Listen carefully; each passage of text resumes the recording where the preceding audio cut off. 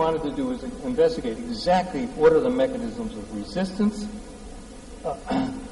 And so, for example, one of those bases that was in the previous slide is an A in E. coli and bacteria, and if it's changed to a G, it reduces the binding constant for all macrolides, including erythromycin, by 10,000-fold. Now, it turns out we looked at what's called Haloarchaea maris mortui is an archaeal. It comes from an archaeal bacteria, and they're more like eukaryotes than prokaryotes because they hung out with the eukaryotes for about a billion years or so. And that's a G, so it's not going to bind antibiotics as well. It's the mutant. And the reason is, there's the G and there's this nitrogen that's right under this ring. It gets in the way. It pokes in the way. So we wanted to see, well, what happens if you mutate it back? And so a joint graduate student with Peter's lab and a postdoc in my lab mutated that G in Haloarchaea maris mortui back to an A to make a sort of pseudo-eubacterium.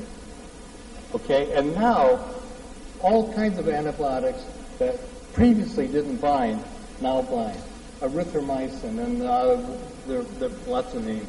And this is that difference electron density map that Benke talked about, how you find where the antibiotics bind. So we could see that so it worked. Just changing that one G to an A reversed the process. And so here's erythromycin. At 3 millimolar, didn't see anything. When you have an A there, 0.003, it's fully occupied. 10,000-fold change. And then if we ask, well, how does this affect the binding of the antibiotic? We could bind azithromycin at very high concentration to when it had a G in this position. That's the blue one. And then this is with the mutant one is in yellow. It moves it a little bit because of this pesky little nitrogen that is where it is when you have a G here. So that's why you get antibiotic resistance. It doesn't fit quite as tightly, and you lose binding constant, and therefore the antibiotic is not effective. Now it turns out we've looked at many different families of antibiotics that target the ribosome at nearby, but different binding sites. And so there's the antibiotics on the scale of the ribosome, and now this is blown up. And so it doesn't matter in detail what these antibiotics are. The point is there are different antibiotics that bind in the peptidyltransferase center nearby, different chemical classes, different locations, but in detail, but nearby. And by the way, these are very small. I always say this is like David and Goliath. Goliath being the ribosome and David being the antibiotic, and it manages to stop Goliath. Well, what do we do with this information? How can we make use of that? So the principle that's being used is to take a piece of one antibiotic and chemically tie it to a piece of another antibiotic to create a new category of compounds. And that's being done by Ribex Pharmaceuticals, which is the company that Peter and myself and several others founded 10 years ago to develop new antibiotics, and as they'll say, they're being successful. And so here's their principle. So they take for example, this antibiotic and this antibiotic, and they tie them together, and they get a compound that they've now called Midazolam. It starts with Zyvlox, which is a compound marketed by Pfizer, and that's right here, and then tie it to another antibiotic, which actually is a rat poison because it's not discriminating. And And then there's another family that they're developing in which they take macrolides and tie it to Zylox, or some other things that bind in this region, like chloramphenicol, and again make another category of compounds. And the final thing they're doing is they're just saying, well, we know that there's all kinds of binding sites here. Let's just start with computational approaches and chemistry and structural biology and just design new families, completely different families. And they've got 3 different families that bind in this region, and they're effective against gram-negative bacteria like E. coli, and there's almost nothing out there that's effective against E. coli. So again, don't look at the details because they don't really matter. I just want to get across the principles. That is, you take linezolid or Zylox. The trouble, all antibiotics have 2 names, neither one of which make any sense to anybody else. So if you have to remember both of them. So linezolid is tied, there's linezolid in blue, and it's right next to sparsamycin here in red. And there are these 2 molecules, and the idea is to make a chemical bridge between them and then just fiddle around with the molecule to change its properties. And so that's what's schematically depicted here, to change the nature of the bridge between these 2 molecules and then change the molecule a little bit. So then you get a bunch of compounds, and then you ask, are they selective against eubacteria versus eukaryotes? And if you get a Y, that means yes. Are they effective against these very bad bacteria?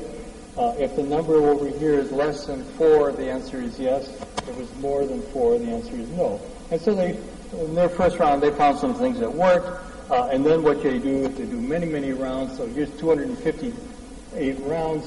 The MIC, the minimum inhibitory concentration, the number that has to be below 4, drops very low against pneumonia. H. influenzae, very important one.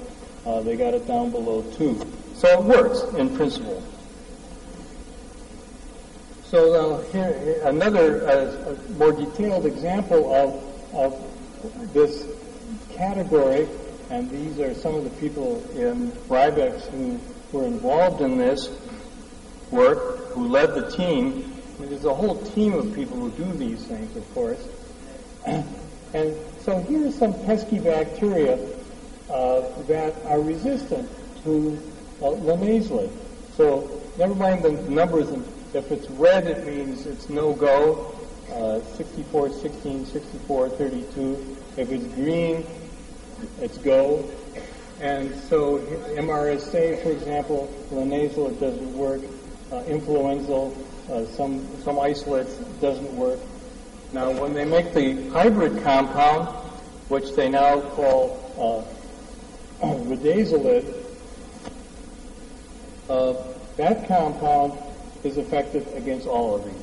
So the hybrid compound works, and this compound, by the way, has successfully completed phase 2 clinical trials, and it's effective against every resistant bacteria that they've tested it against. Unfortunately, what you need to make antibiotics is not only good ideas and experiments, but money. And so the phase 3 clinical trials cost several $100 million, and they have to raise that. Benson pointed out that it can cost $800 to $1 billion to get new compounds, and that's a major hurdle. And then finally, if you look at Ridazolid against a number of resistant enterococci here, these are different strains, you can see that linezolid isn't effective. These numbers are all above 4, whereas Ridazolid is. So it works. And vancomycin is terrible. So here's another area that they're starting using macrolides. Again, the team leaders. And again, the idea is to take azithromycin, shown here, and tie it again to a compound that binds into the A site, and there are several things that they've tried. And again, against MRSA, it's terrible. That is, this is azithromycin is terrible. Over 128. It doesn't work. But if they tie it together, they get a hybrid compound now is effective against all of these strains. And these are just about to go into clinical trials.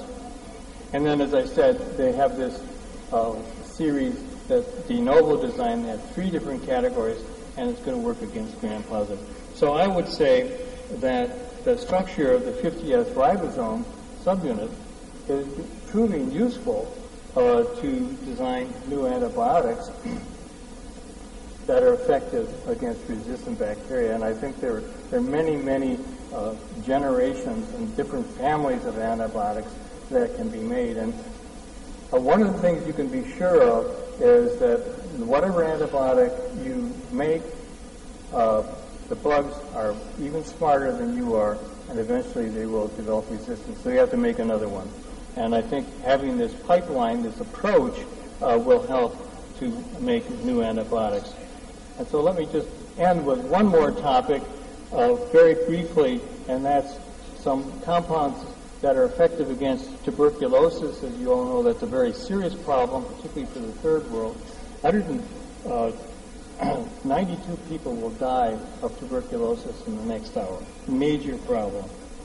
And so 2 people in my lab, former graduate students, and Gregor Blaha, a postdoc, made complexes between some anti-TB antibiotics, bleomycin and capreomycin. They only bind to 70S and only in the presence of the tRNA. So they have tRNAs bound, so they solve that structure. They put in the bleomycin. And so here's the structure. There's the A site tRNA, small subunit, large subunit. This is where the bleomycin binds, interacts both with the large subunit in white and the small subunit in yellow, and makes other interactions as well. And if we show a close-up up here, where we're talking about in the decoding center, here's where the decoding goes on. And one of the things that came out of the Ramakrishnan lab early on was how decoding happens with the messenger RNA here. There are 2 bases, 1492 and 1493, that are flipped out and stabilize the codon-anticodon interaction. And what this antibiotic does is stabilize that interaction, that structure, stabilize this particular position interacting with the tRNA, the large subunit, and the small subunit. And again, here's another a view of that with it interacting all the way around 1492 to 1493. The large subunit, small subunit.